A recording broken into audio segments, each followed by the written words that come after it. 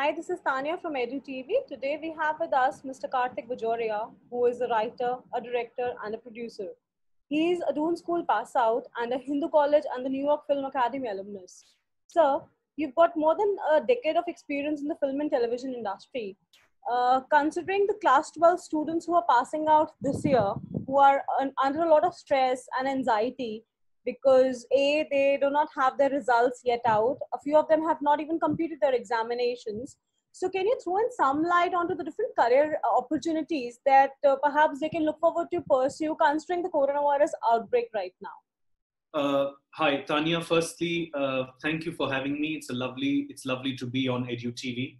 Now, to get to your question straight away, let's understand one thing. The situation right now, because of the outbreak, because of the pandemic, is bleak. Everyone's scared. There's a spike and a surge in cases. But the fact remains that it will pass. We will tide over it. That's number one. So please, let's understand that there's a lot of fear mongering and fear psychosis that a whole bunch of careers will just simply end. I personally don't believe that. In fact, I don't even believe that careers such as hospitality, travel, tourism, etc. will end, because once this is behind us, people will be all that more desperate to get out there and return to normal life. So let's put the fear, or try and put the fear to rest. Number one. Number two, coming specifically to media, entertainment, cinema, films, etc., they aren't going away anywhere. Sure, there will be a new set of norms that will probably be put in place, particularly when it comes to production. Only the production portion of creating content, which requires large crews, which typically on an Indian film set is 100 people in all. There'll be some changes that come about there, where there'll be leaner crews, reduced number of people. But please understand, students especially, that there are many allied career options and functions in creating content and entertainment that will still be required. For example, editors will be required. Editing is something that you can literally do on your own by yourself, locked up in a studio, whether it's at your home or at an isolated office. And even for students who are thinking, no, but the directors there, the actors there to give their inputs, now everything is possible digitally.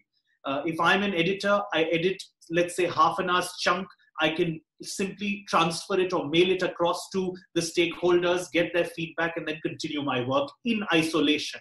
Similarly, there are lots of functions and opportunities that the entertainment and cinema world offers that will continue to remain so. Editing, scripting, script supervision, art department, costume. There are lots and lots of departments which will continue to function. They will continue to thrive, and they will require intelligent, passionate resources and people, young people, to study and join those departments. So I don't think we should be needlessly worried. Of course, as the situation stands right now, it's a bit scary, but it will pass, and there will be enough and more opportunities. In fact, I only touched upon cinema. Under the media umbrella, journalism, advertising, PR, all of these functions will remain and will in fact become even more and more important. All of these separate industries or sectors will require people to fill in job positions. So, sir, like you've been interacting with students regularly, like you're also teaching now. So, what is your message, your advice to the youth of the country? A couple of things again here, Tanya. One is, the good thing is that most industries, sectors, and individual organizations, companies, employers have done one very good thing, that as long as possible, as far as possible, the pay cuts are being imposed on middle and senior employees and management, not on people who are just starting. So actually speaking, even in the current situation, at least in the private sector, it is not the person who's just joined or started his or her career who's receiving that pay cut. That's one silver lining in this rather dark cloud. The other thing is that in terms of a message, I would, again, like I said earlier, I would urge parents and students, graduating students from school or college at the cusp of higher education or at the cusp of work life, not to panic, because this is a finite problem. I know that 2, 3, 4 months without working seems like a very long time, and it is, and it may be another 3 to 4 months of the same or a little bit worse, but things will bounce back. That's simply the way of the world. In fact, my message to students who are going to study further or start their work life is that you guys are going to be at a distinct advantage, because the world and the working ethos and norms are going to change. We are going to work in much healthier environments. We are going to work increasingly from home. Those are all great things, especially if you guys are students or young professionals looking to advance your careers in big cities like Delhi and Bombay and outside of India as well. Particularly in these larger cities, your quality of life post-pandemic work situation will in fact be a lot better, because you will not potentially have to travel 2 hours, 3 hours to work, because the norms would have changed. Work from home, work remotely, coming to office seldom, once a week, twice a week. All these things that are already happening are, I feel, going to become the new norm. So there's nothing to panic.